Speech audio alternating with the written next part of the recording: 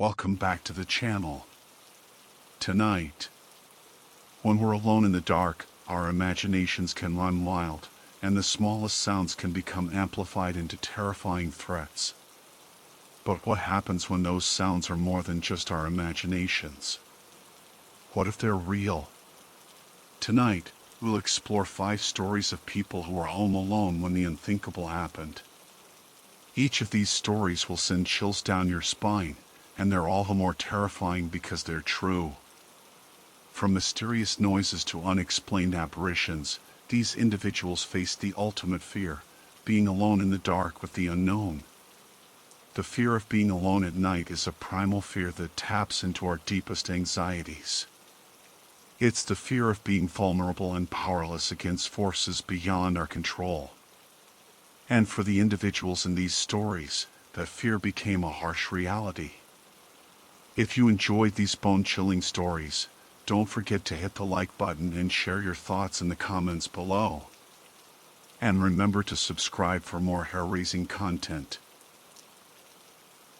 Before I start the story of what happened to me while I was walking my dog tonight, I want to give a little background on myself and where I live. Okay, so I live in the city. Not a big city by any means, but a city nonetheless. And if you have ever lived in the city, you'll know that things work a little different here than small towns like the one I grew up in. Luckily for me, the place where I live is pretty tame. At least, that was what I thought. You see, I've been living here for 2.5 years and haven't really had any problems with the place. Aside from the occasional weirdo cat calling me, or the drunks coming out of the bars on Friday or Saturday nights, not much happens too often around here. Even though I technically live in the shadier part of town, I still haven't seen or heard much. Maybe that has something to do with the fact that I have a rather large dog, Windsor, that goes practically everywhere with me. He's really a big teddy bear, but people are afraid of him because of his size. So, long story short, whatever the hell happened tonight was definitely a first.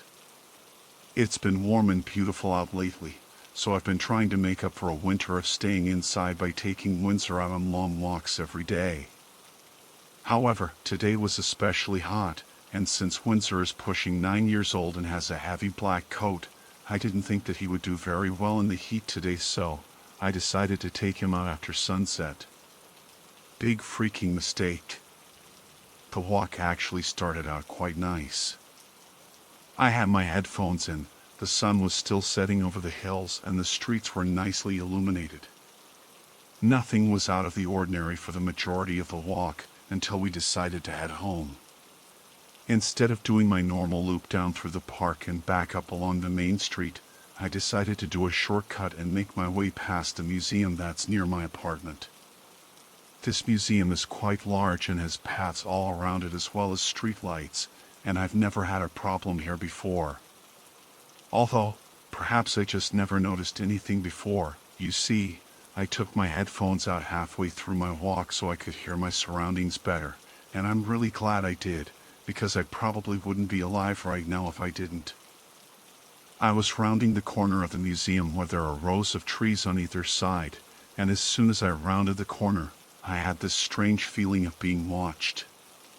Typical, I know, but it's true nonetheless. I stopped for a second and looked around me, but shrugged to myself when I didn't see anything. I did take note of how dark it was behind the trees, though, as well as the faint sound of a cracking twig in the darkness, and picked up my pace just so I could get the hell out of there. There was probably nothing more than a squirrel or a raccoon back there, I thought to myself, but it was still better to be safe than sorry. That was when Windsor stopped.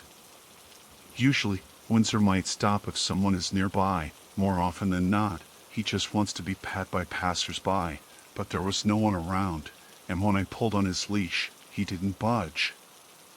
I looked down at him and could see the fur on the back of his neck standing up and his lips curling up to show his teeth as he stared into the trees at nothing.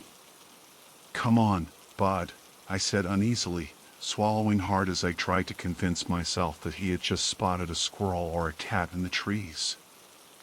but I didn't believe myself deep down, and he wasn't budging. That was when I saw them. A pair of large yellow eyes, standing probably 8 feet off the ground, staring at me from the darkness. I was completely frozen in fear, and felt almost mesmerized by the gaze of those eyes. I know it sounds weird, but I almost felt compelled to go closer. When Windsor started growling, however, I snapped out of it. Windsor still wouldn't budge when I pulled on him, and I wasn't just about to drop his leash and leave him behind. As I stood there, struggling to get my dog to come, I practically pissed my pants at the sound of screeching coming from the trees as well as this strange sound. It wasn't human, or any animal I've ever heard. It sounded almost like laughter, menacing and cold. I've got goosebumps now just thinking about it. I don't know if it was from sheer adrenaline or what, but in the heat of the moment I managed to pick up my 100-pound dog and run at fucking breakneck speeds toward my apartment, and I didn't stop until I was back on the main strip, where I plopped Windsor down on the grass and nearly keeled over. As I was doubled over, panting like I had just run a marathon, Windsor started wagging his tail and licking my face as though nothing had ever happened. I quickly made it back to my apartment, where I locked the door and went straight to my room without saying a word to my roommates so I could post this here. I'm hoping that someone here can give me some input on whatever the hell just happened to me, or what that thing was. So, yeah. I'm not going out at night by myself anymore.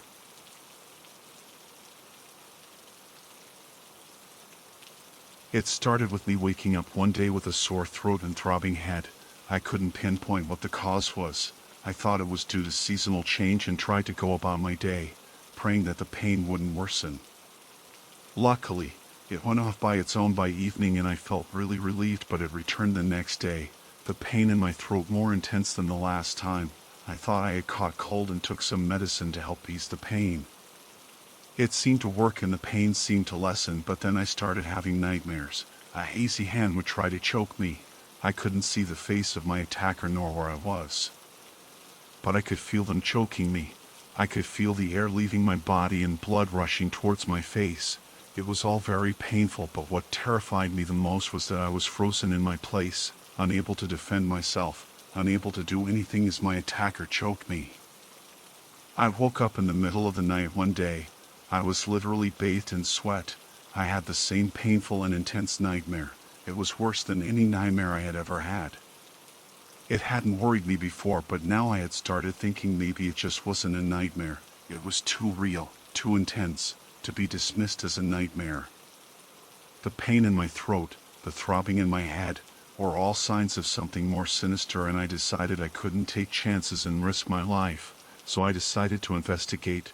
I checked my doors and windows, any sign that someone had broken into my home, but I didn't find what I was looking for. As much as I hated to dismiss it, I had to let go of the idea that someone had broken into my home, but then I was left wondering what was really going on. Was I going mad, or was I stressed, and the stress was resulting in me having those nightmares?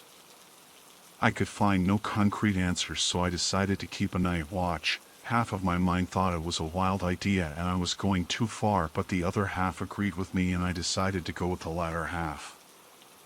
3 hours passed and my night watch continued, but nothing happened. Everything was still as a pond. The stillness was starting to become eerie, but nothing unusual happened. I was starting to become sleepy and even coffee wasn't much help. I was nearly about to fall asleep when the light bulb flickered and went off. It jolted me awake and I went and checked it. It wasn't working. As I switched on another light, it flickered and went off too. I couldn't understand what was happening. I sat down on the couch terrified, my body froze in fear. It was just like the nightmare and I wished nothing unusual would happen anymore, but I guess my prayers went unanswered because I felt a sensation around my throat. It was as if someone had placed a hand on my throat, but that wasn't the end. The sensation grew stronger until I couldn't breathe. I wanted to lift my hand, do anything to defend myself, but my body remained paralyzed with fear. As I thought this is the end and felt guilty for going down without any struggle, The sensation ceased and it felt as if someone slammed me onto the floor. My head hit the carpet and I gasped for breath. I was in a lot of pain and coughing badly, but I was able to breathe and felt grateful for that. Whatever was behind it decided to spare my life. Maybe it was a warning and I decided to take it. I decided to stay at a friend's house and planned to sell my house. Nothing happened for the first few days. The only trouble I had was in not finding any buyer for the house, but I was alive and healthy and I didn't have the courage to go back to my house. Everything was returning back to normal when I woke up with a large scratch on my arm. It looked as if I had been attacked by a wild animal.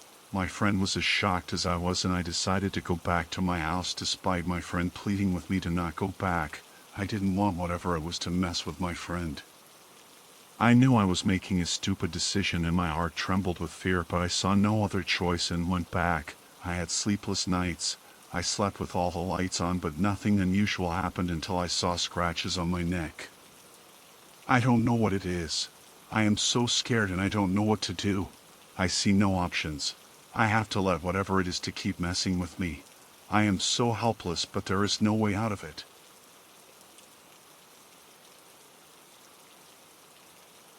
This happened to me when I was a kid. It was about 20 or 25 years ago.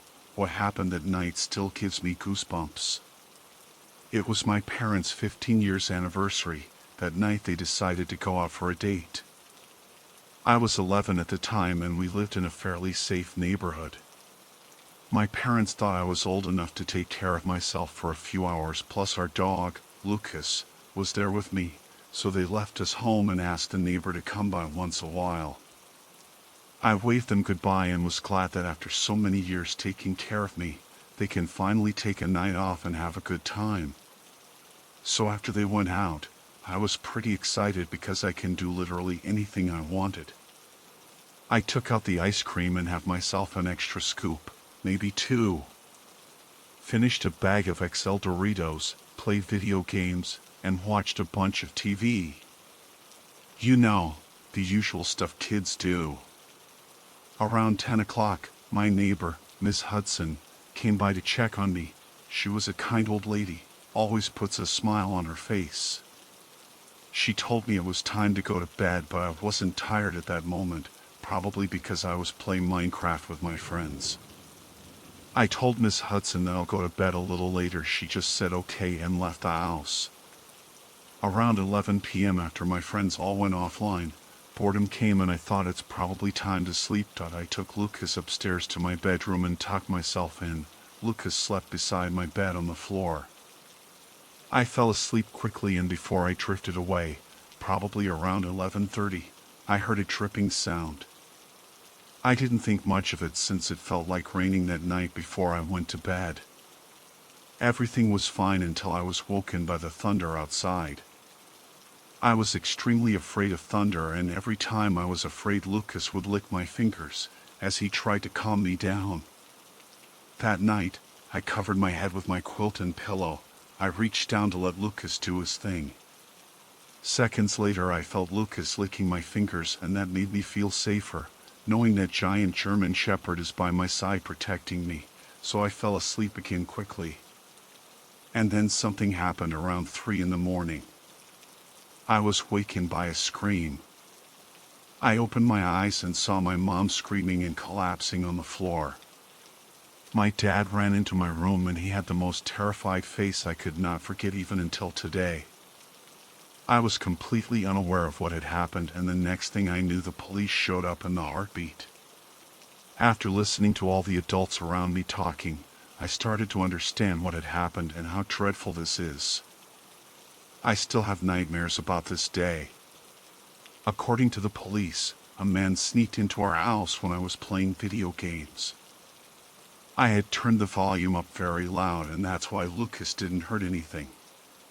The man hid outside of my bedroom window and waited until I was asleep. He came in, killed Lucas, and hid under my bed. And then the thunder came. And I reached my hand down to where Lucas was. And I felt the tongue licking and licking.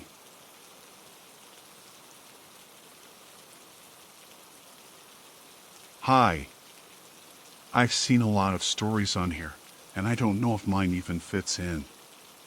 But I need to tell someone. I'm a 25-year-old university student. I won't disclose my location for privacy reasons, but just know I live in a large European city. I'm working towards a postgraduate degree in English. My school has very limited accommodation, so I don't live on site. I have a smallish studio apartment flat in the outskirts of my city. It's a pretty long journey from my home to campus. Almost every night, I stay late, studying in my university library. Almost every night, I make the walk home in the dark. Once I've left the campus, my route takes me through the nearby park until I reach the canal. I then walk along a footpath, following the canal for half an hour or so, before turning into suburban streets. Another 15-minute walk takes me to a train station, where I catch a night train to my home area. I'm only describing my nightly journey to you because it is important to my story. The night has never bothered me. In fact, I like walking on my own when it is late and nobody else is around. It has always calmed me and given me space to think. I enjoy my own company. Thursday last week was like any other evening. I reluctantly finished up working in the library and, rubbing my tired eyes, packed up my things. I remember glancing at my watch and seeing the time, a little past 10 p.m. Leaving the building, I made my way across the lawn which forms the central courtyard of my campus. Large floodlights illuminate the entire area. They are brilliantly bright, almost blinding. Reaching the main gates of the university, I turned, following a small road, enclosed with trees. The university is situated next to a park. At this time of year, it is a lovely stretch of green during the day. However, it would be almost untraversable at night if not for the streetlights which line the paths. That is how dark it grows here past twilight. On either side of me, as I walked, there was simply a thick wall of blackness, with only the path ahead of me lit up. Every time I walk through the park, I always have the same uncomfortable thought. I always wonder about how someone could be standing only a few meters away from me, in the shrubbery, and I would have no idea. My own hand begins to disappear when I stretch it up past the border where the path meets the grass. It makes me shiver a little every time. Imagine my invisible stalker, shrouded by the night. Reaching the south fence of the park, I turn onto the canal. A small road follows along its length. The water is a murky green, with scum and algae coating the surface. The moon casts a shimmering, ghostly reflection onto the dark depths of the waterway. So there I found myself, last Thursday night, walking along next to the canal. Stupidly, I had forgotten to charge my phone before I left the library, wanting to conserve the already low battery. I was not listening to music as I usually would. I listened to the sounds of the night as I walked. To my one side, the water, to my other, thick, densely packed trees, branches so closely ensnared that they created a natural fence. Somewhere, an owl hooted. As I said before, the walk along the canal is about half an hour, give or take. I had been walking for roughly half that, when I noticed it in front of me. Way down, far away along the footpath, almost out of my range of vision, was a black shape. At first, I was more curious than anything. The shape was squat and low, and sticking out at irregular angles. I drew closer, squinting to make it out in the darkness, until I was close enough to see. It was a man. He was sitting cross-legged, directly, almost perfectly, in the center of the path. A feeling of unease immediately washed over me. Probably, he was a homeless person. There are a lot in my city. But why was he sat like that, out in the open, almost calmly? I should say now that I am a big guy, and I have never shied away from confrontation if it is needed. While this man was making me a little on edge, I still felt pretty confident in my safety. If anything, I assumed him to be completely off his head from drugs or alcohol, causing him to pass out like this in the street. I was soon close enough to clearly see him. A chill washed over me, and my earlier relative calmness was replaced by anxiety. The man was dressed from head to toe in business attire. His trousers were charcoal gray, pressed and smooth. His shirt was a pure cream color, expensive looking, and his black suit jacket appeared crisp, as if recently ironed. His tie was neat, not too long, not too short, a simple knot. Even his shoes were freshly polished, reflecting the full moon above. On his wrist was a gold watch. It looked like a Rolex. His build was hard to make out from his cross-legged seated position, but he looked skinny. His skin was pale, standing out the darkness. His hair was jet black and had been slicked back sharply backwards across his head and down his neck. There was far too much gel in his hair. It clogged his scalp like glue, glistening in the moonlight. All of this caught my attention and set me aback, but it is not what made me afraid. I was afraid because of how he looked at me. He was smiling. Not a gigantic, manic, horror villain grin. His smile was small and subtle, like he was trying to keep from laughing. It was predatory. In the slight gap between his lips, his teeth winked at me. His eyes were locked with mine. His gaze was impossible to break away from, and I trembled under it. He had hungry eyes, cold and cunning. He stared at me like a crocodile stares at its next meal. As I drew up on him, I slowed down, my mind racing. Should I stop? Say something? Ignore him? I went with the last option.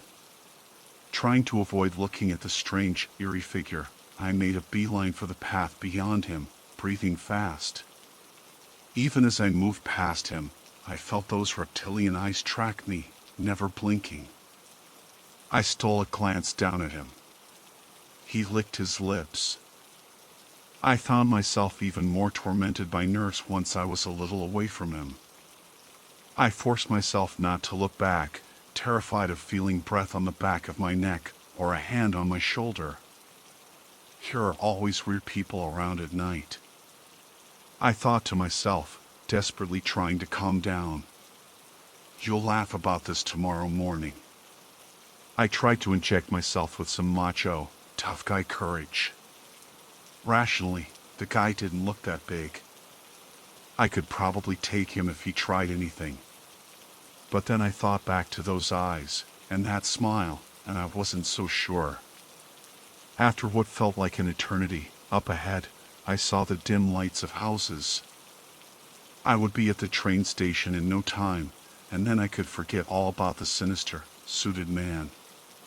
Feeling relief wash over me at the prospect of safety, I turned back, hoping to see the man gone. I gasped in horror. He was standing now, revealing his true, imposing height, 6'5" at least. His mouth was agape, jaw hanging slack and loose, chin almost against his neck. His gullet formed a black O, as dark as the icy waters of the canal beside us, or the starless sky above. As I stood, rooted to the spot, a strange noise came up out of his throat, echoing through the night. A low groan, guttural and croaking, like a floorboard creaking, or nails on a blackboard. It was shockingly loud, sounding as if he was tearing his larynx apart just to produce such an unnatural moan. I stumbled backwards, tripping and slipping on the muddy ground. With alarming speed, the man crouched onto all fours, bony limbs jutting out from his thin torso like some kind of grotesque insect. He began to scuttle towards me like a spider, galloping on his hands and feet with animalistic momentum. Forcing my legs to work, I turned and ran, sprinting off the footpath and down a suburban street, away from the canal. Terraced houses flashed past me on either side, windows mostly dark. Looking back, I should have called for help. I should have stopped and knocked on one of the doors and screamed for sanctuary. But in the moment, all I could think about was the thing behind me. I could still hear the creaking groan ringing in my ears. I raced into the next street, then turned into a third.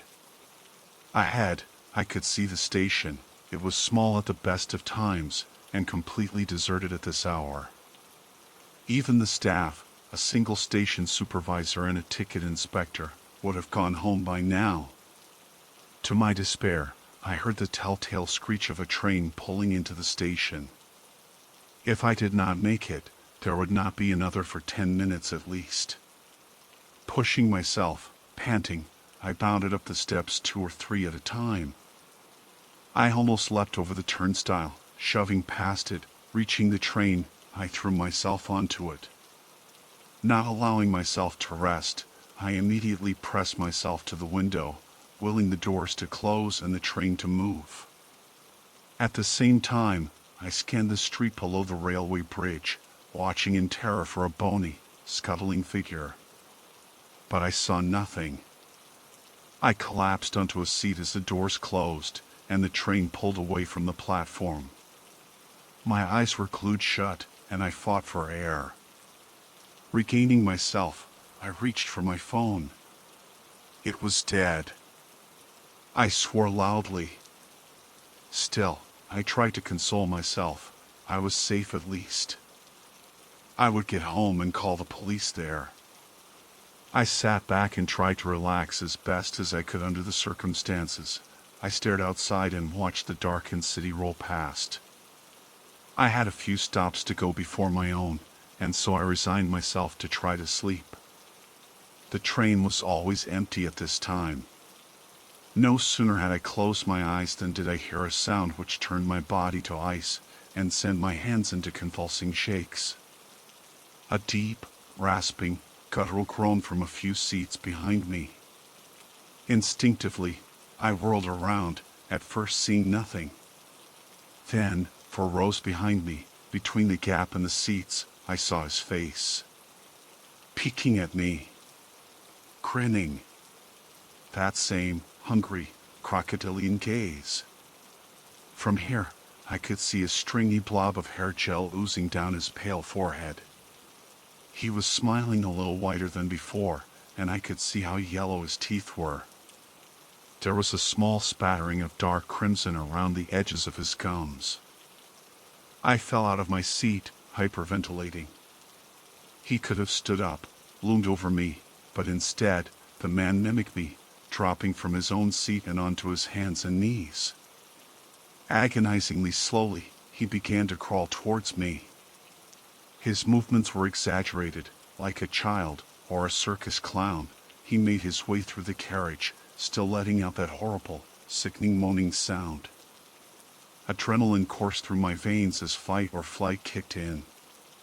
Like I said, I've always been willing to defend myself, but again, something in his eyes told me to run instead. I got to my feet and yanked open the small door which connected my carriage to the next and ran through, slamming the door behind me. I raced through this compartment too, whacking into the seats on either side of me in my haste. I sprinted into the next carriage, and the next. My stomach dropped each time I heard the doors being opened behind me. Suddenly, I was thrown off my feet as the train rolled to a halt. I slid along the floor, slamming into the wall just as the train doors opened. Spotting my last chance at escape, I leapt for the open doors, rolling onto the platform outside and smacking my head on the concrete. I staggered backward still, gripping my throbbing head. I watched as the train doors slid shut again. There was no sign of my pursuer. I continued to stare as the train pulled away, fading into the night, leaving me alone in the cold. I frantically scanned to my left and right, either end of the platform, not believing my nightmare was truly over. But there really was no sign of the man anywhere. The night was empty. I realized that I had no idea where I was. This wasn't the right stop. Slowly, I made my way up the platform and down the stairs, my head turning on a swivel to check behind me. I felt anything but safe. I left the station in a daze. My heart felt like it was going to burst through my chest. The sound of it beating filled my mind. Up ahead, I could see the neon lights of an all-night convenience store. I began to increase my pace. I could feel warm blood seeping from my head, and I thought if I tried to run I might pass out. I seemed to enter the store in slow motion, slipping in and out of consciousness. I remember the man at the counter looking at me with concern as I fell against a shelf of crisp packets. I asked him if I could use his phone, and he asked me if I was all right. I said no, I wasn't, and that I needed him to call the police for me. Then I let myself fade to black, right there on the floor of the shop. The next day was a blur. When the police arrived, they seemed more concerned with getting me to the emergency room than with listening to my garbled story. I had a pretty severe concussion, so, by the time an officer sat down to listen to what I had to say, they chalked it up to an encounter with a trunk, warped by my head injury. I was discharged and told to rest. I took a few days off. I hated being at home. All I could think about was what happened. I tried to put it out of my mind, but every night I woke up screaming. My dreams are haunted by a grinning figure in an expensive suit. I barely eat. I have to force myself. I find my hands shaking without even realizing, and I have taken to biting my nails until they bleed. When I look in the mirror, I see a thin stranger with dark circles under his eyes. I tried going back to university, but my anxiety only got worse. I checked behind me every few minutes and around corners. When someone called my name, I would jump. I couldn't focus in lectures, and I kept falling asleep due to my nights spent awake, huddled in the corner of my room with the door locked. I decided to write this here, partly as a way to process my experience, and partly because I am scared, and I need someone to know. Yesterday, as I ate lunch on my own, my cell phone rang. When I answered, I screamed out loud and broke down sobbing in the middle of the campus cafeteria. I think you can guess the noise which greeted me on the other end. So I no longer walk alone at night. But now, those dark, shadowy streets are starting to look inviting. Because you see, my phone rang 6 more times yesterday. I ignored it. And every one of the calls was made from my own landline phone, which sits beside my bed.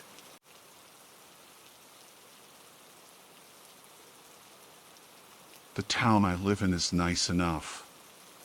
It's quiet. A little quaint. My dream is to move to the city once I graduate from college. I want a life where things are busier, more exciting, more alive. I live at home with my parents and my twin sister. Both of my parents are underpaid teachers, so our upbringing has been relatively modest. We've never been spoiled. We've always been told to work hard for every dollar, and gratitude for everything we have has been instilled in us since childhood. My parents must have worked really hard to save money throughout these years, because the house that we've lived in since I was a teen is pretty darn huge. Our tiny little town in general is relatively prestigious. I went online to search up the prices of houses in our neighborhood and wow. So, I do my part to extract wisdom from my parents whenever possible. Clearly, they know a thing or two about how to win at life. Of all the things my parents ask of me and my sister, the rule they are the most stern about is, if you're going downstairs after midnight, you have to bring someone with you. Ever since we first moved to this house, they would remind us of this rule every chance they got. They'd randomly bring it up at the dinner table, or before we go off to school. Sometimes, if they heard footsteps in the hallway at night, one of them would get up from bed and walk with us to wherever in the house we were going. The strangest thing about it was that me and my sister never really had any reason to go downstairs at night anyways. Our rooms, the living room, the kitchen, and pretty much everything else we used was upstairs. Sure, downstairs had a games room and some stuff we maybe needed to pull out from storage from time to time, but overall, I couldn't really think of a scenario where we'd need to go downstairs after midnight. My sister and I would ask my parents about it sometimes. Why do we have this rule? What happens if we break it? They would usually deflect, change the subject, or say, "We'll tell you when you're older, dear." As I got older and older, the fact that my whole family slept upstairs, in a large 2-story house, mind you, became increasingly weird to me. I was curious about what exactly was going on. So, fresh off my 20th birthday, I decided to conjure up a situation where I'd absolutely need to head downstairs after 12 a.m. Mom, I left my laptop in the games room and I need to polish up a paper that I'm submitting tomorrow. Lame excuse, I know. She was skeptical and pushed back a little bit. Can I get up early tomorrow and finish up the essay in the morning? Why did I leave this assignment until the last minute? I was able to assuage these questions pretty easily. I thought it was due 2 days from now. I thought my laptop was in my room. I'm a little bit stressed and I won't be able to sleep if I don't finish it, etc., etc. So she ultimately obliged. We made our way down the small staircase and arrived at the door leading to the downstairs area. Before my mother opened it, she turned to me. Okay. He's likely going to latch onto me. Make sure I don't open the door to the backyard, okay? Make sure I'm with you at all times. You can pull me if you need to. I thought she was kidding. She opened the door. Our downstairs area has another small living room, a small kitchen, and a hallway that leads to our games room and our storage area. I'd accidentally left my laptop in the games room, so as we entered, I immediately turned towards the hallway. I thought my mom would follow me. Instead, I saw her, just standing there. Shivering. Jittery. Her gaze was fixed on the window in the kitchen. It's a big window, with the blinds usually pulled up. The window was a peek into our large, mostly empty backyard. I looked at my mom confusedly, as she continued her uninterrupted stare. Slowly, she started walking to the door to our backyard. Mom, what are you dash? That's when I saw him. Pressed against the window from the outside. His face was obscured by the darkness, but I could see his eyes. Wide open. Wider than eyes should go. Otherworldly. He looked focused. Excited. My mom continued walking to the door. I grabbed her, as hard as I could, and pulled her away, back to the staircase leading upstairs. I closed the door behind us. It took my mom a moment to snap out of it. She spent another minute staring at the door to the downstairs area, meekly trying to open it and go back to where she was previously walking to. When she finally pulled herself together. What the fuck was that? Did you get your laptop, hun? M.O.M. What the fuck was that outside the window? Mom's reaction was weird. A mix of annoyance, concern, and fear. She finally responded. Terrible things happen when we talk about him too much. As long as we go downstairs in pairs of 2, we're always okay. No one's let him in yet. And that was that. I continued asking her as we made our way upstairs, but she just flat out ignored me at this point. I had no idea what to do. I wanted to tell my sister, who was generally super carefree, but part of me thought that it had only freaked the hell out of her and achieved nothing. I tried bugging my dad about it, but he also deflected. At most, Sometimes he'd say something like, "We just wanted to make sure we could give you and your sister a comfortable upbringing," and then walk away. What the fuck? It's been 2 years since me and my mom went downstairs together after midnight. Since then, we've continued to follow the rule, and we've thankfully never run into any problems. I've tried to convince my parents that we should think about downsizing and moving somewhere else, but they'd always say stuff like, "That isn't how this works, dear, and as long as we play it safe after midnight, we'll be okay." That brings me to why I'm writing this today. My parents have been gone for the week, visiting family in another state. My sister left earlier this evening to go to a sleepover with her best friend. I'm home alone, for the first time in forever. I don't usually have my phone on me. It takes me a couple of hours, at least, to read and respond to text messages. I've always been lazy about it. I recently took a look at my phone to see a missed text message from my sister. "Hey, I might have accidentally left the downstairs door open. Just an FYI, please close it whenever you get a sec." She sent this text message 4 hours ago. I read it at 10 minutes past midnight. I'm writing this from the closet in my room. So far, I think I'm okay. Maybe she's misremembering and she kept the door shut. The only thing I'm worried about is that I'm starting to shiver a little bit. And I have this inexplicable urge to get out from my hiding spot so that he can find me.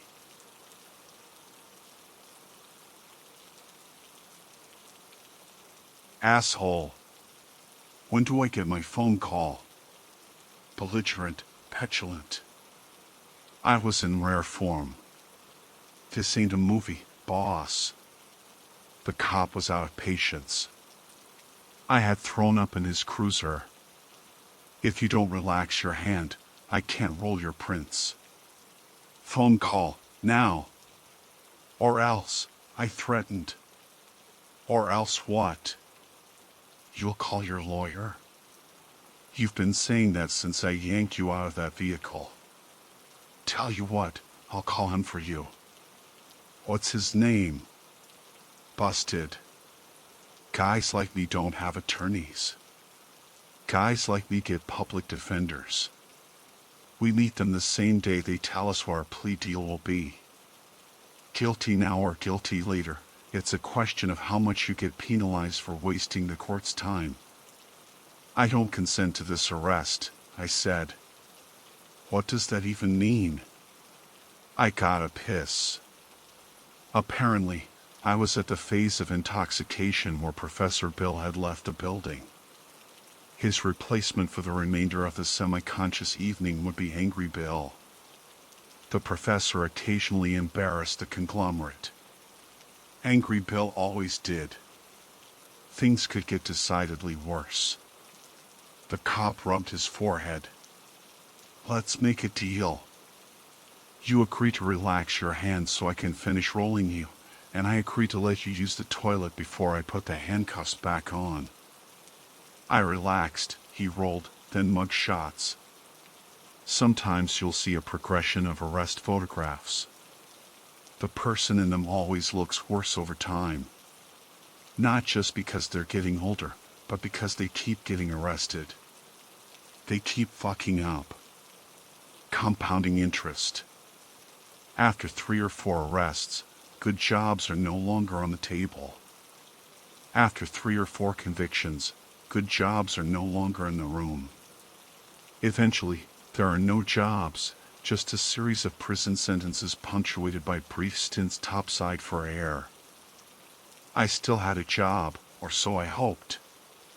Maybe, if they didn't tow the company truck, Jimmer would never know about this little incident.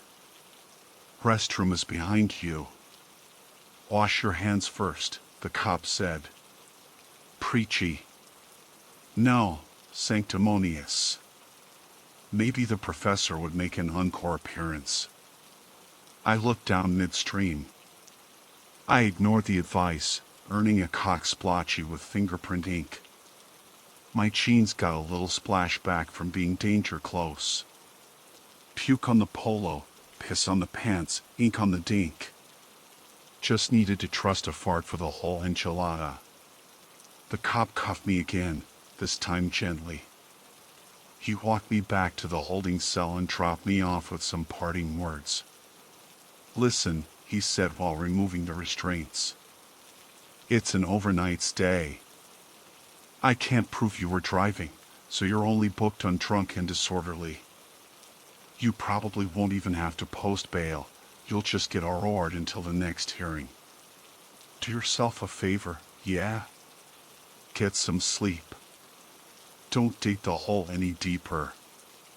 He locked the cell, leaving me to ponder the mysteries of the universe. For the uninitiated, a trunk tank is a large room that is intended for overnight stays. The occupants wear their own clothes. You'll find no shower and no meal service.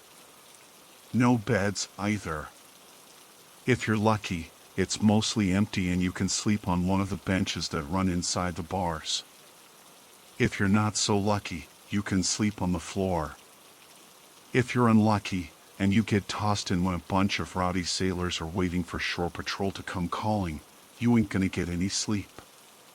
Come morning you'll be hauled to court for a scolding by the judge. You'll be sent home with a splitting headache and a summons for your trouble. I was ushered in after lights out, which doesn't mean darkness. The cops just dim the bulbs a bit, but they're bright enough for the desk sergeant to monitor the CCTV for fighting, medical emergencies, or escape attempts. It's mostly fighting.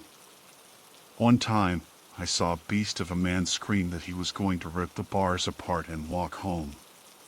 He managed to get the door to shake on its hinges a bit before the cavalry came and hosed him down with pepper spray. The tank is not very well ventilated. We all spent the rest of the night coughing and crying more than usual. I needed a few minutes to adjust to the silence and the mood lighting. There was one other guy in the tank, but I couldn't look directly at him. He was sitting on the can, and the unspoken rule is you never make eye contact with a man who is doing his business. The toilet is in the corner, and the only privacy you get is what others choose to give. There's a sink next to it with no stopper and no soap. You can wet your beak if you're desperate enough to trust the county's definition of potable. "Don't mind me, amigo. I'll just be hanging out over here," I said, hoping to set the right tone. Our enemies were outside the bars, not inside. My compatriot made no reply. I took no offense, he could be fighting the battle of which end to point toward the bowl. I've been there. Time passed in the jagged way it does above a certain BAC. My inebriation had plateaued, and I was loath to accept the night would go south into order. There's an ebb and flow to drinking, and anyone with more than a handful of one-day chips will tell you abrupt stops lead to the worst hangovers. I felt a wave of panic when it occurred to me this would be my first uncontrolled descent in several months. I did not want to see if I'd be shaking like my mother would before her morning nips. I gambled and glanced at my new friend. He hadn't moved, still sitting on the toilet, though I noticed his pants were not down.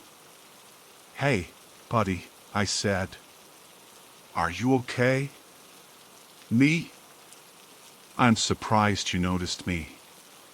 "All good, partner. I'm just biding my time. Figured I would check in on you before my next appointment." He was short and slight, but I knew better than to let my guard down. The little ones can be violent. "Do I know you?" I asked. "Yes, but not in the way you're imagining. We've met before, and we'll meet again. In between, you brush against me so often I feel like we really know each other. I've got a little time to kill, if you'll pardon the pun, so I felt like stopping by to exchange pleasantries," he said. He was talking in riddles, the hallmark of a certain kind of drunk, one that likes to wax poetic or even get philosophical. He'd get along great with Professor Bill, No offense, partner, but I can't quite place your voice. It doesn't help that you've got that hoodie cinched down, I said. He stood up and slipped off his sweatshirt, giving me a nauseating jolt of adrenaline. What I saw was impossible. He looked like me, and I don't mean a passing resemblance. He was an older version of me, and not much older. Try not to panic, he said. I always take the shape of your parting visage. Earlier in the evening, there was Professor Bill, who begot Angry Bill, who begot Terrified Bill, who was looking at Dead Bill. A spitting image, a doppelganger. A dead ringer. I'm not ready to go, I said, tears welling in my eyes. I'm sorry. I'm not here for you. I just wanted to catch up for a bit. My invoice this evening is for one of the police officers in the locker room upstairs. His wife has been cheating on him. He just found out via text message, so he's going to make himself have an accident while cleaning his gun. That way the kids get some of the insurance money. A muffled pop drifted down. That's my cue, Dead Bill said. Want to be a sport and save me another trip out here? What? I asked. I knew, I just didn't want to face it. Or face me. Something was happening nearby. Boots pounding up the stairs. Frantic voices. Why not join us for the journey? I'm coming back for you anyway. Maybe not today, but soon. Soon enough that you can see me. Nobody is watching the monitors. They're too busy trying to help their buddy. You've got some time, but you'll have to get your ass in gear. I can make it painless, but you've got to step up to the plate. What do you say, sport? Let's blow this pop stand. How? I asked. I knew, I just didn't want to admit it. Nobody took my shoelaces. I could tie them together and wrap one end around the bars. I just have to slip the knot end around my neck and let gravity take over. I closed my eyes. When I opened them, my laces were already in my hand. Clock's ticking, Dead Bill said. Make your choice. He put me in an impossible position. I was afraid of death, but I was killing myself slowly every day. I always thought I'd have more time to turn the ship around, but I was mortified at the prospect of seeing me again, and likely soon. What joy could be left in life with that knowledge? No, I sobbed. Not today. Have it your way. Next time will be ugly. See you soon, kid. Dead Bill vanished, floating up and through the ceiling. I cried quietly for the rest of the night. My clock was ticking, and it was winding down. In the morning, I was released from custody. No charges were filed. They didn't even bother taking me to court. I called a buddy and caught a ride to my work truck. The cops didn't tow it. It was like the previous 9 hours never existed, like I had been given a second chance. Maybe I should go to church or go to a meeting. I thought about calling my old sponsor. I eased the truck onto the road and drove north. I decided to mull over my options at a nearby tavern.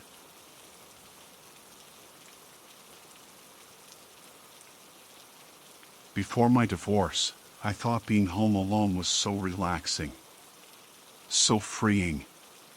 A moment in which I didn't need to worry about anyone but me, and if I lay on the couch the whole time and left the dirty dishes in the sink till later, there was no one to criticize me.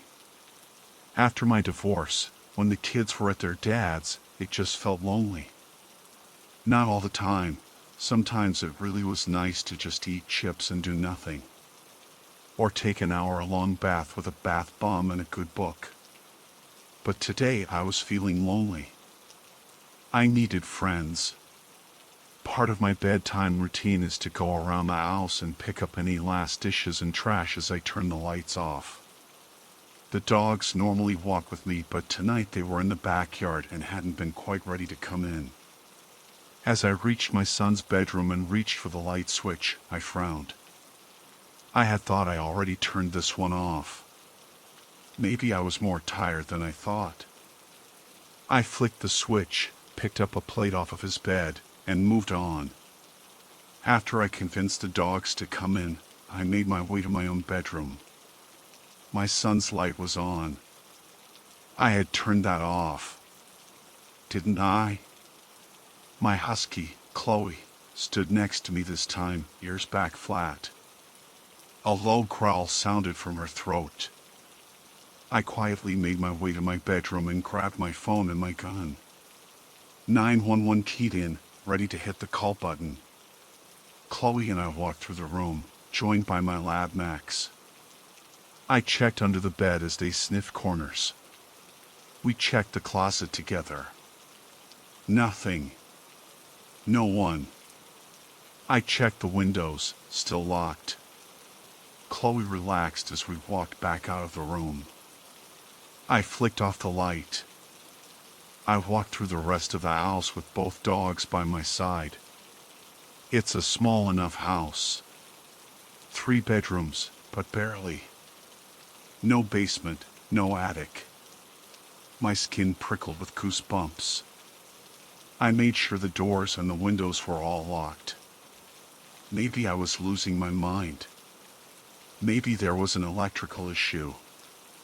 I would call the electrician if it happened again.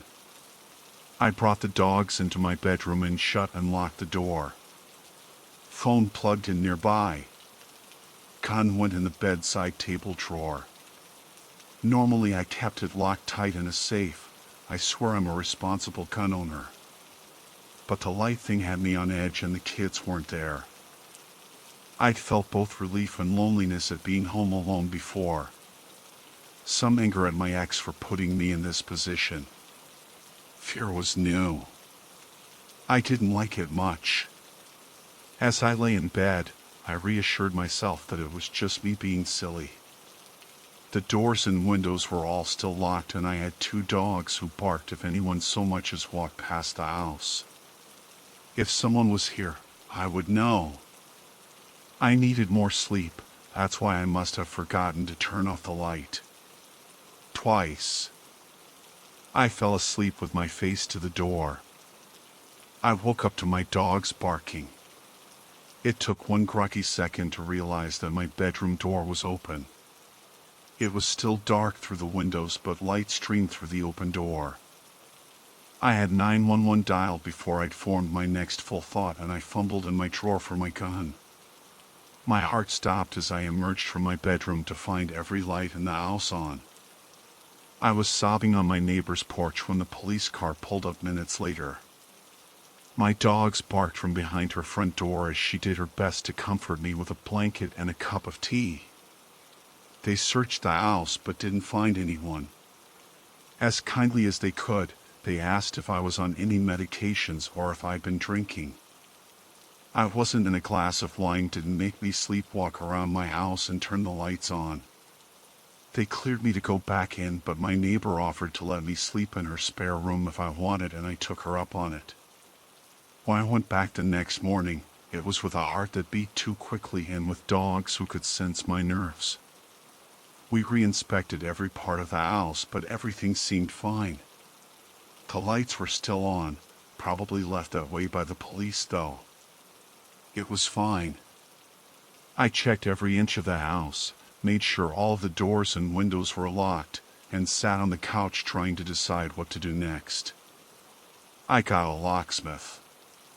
It was more expensive than I would have liked, especially asking them to get there that day, but rekeying all of the doors seemed like a good idea given that someone had entered my house and my locked bedroom door. I shivered thinking about it. I had one more night alone in the house. Till next weekend.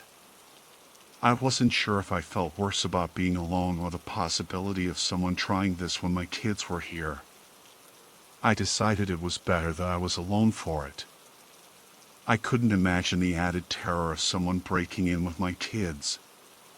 When bedtime came, I was methodical. Room by room, starting from the furthest point, turning off all of the lights. I made it to my room and glanced back down the hall. The kitchen light was on. I had started in the kitchen. Gun gripped in my hand, I took a step back down the hall. The light flipped off. I screamed and locked myself in my bedroom as I called the police. I spent the night at my neighbor's again. I called my ex-husband and explained the situation. I asked if the kids could stay with him while I figured out what was happening, and he agreed. In the morning, I called an alarm company. Another expense I didn't need.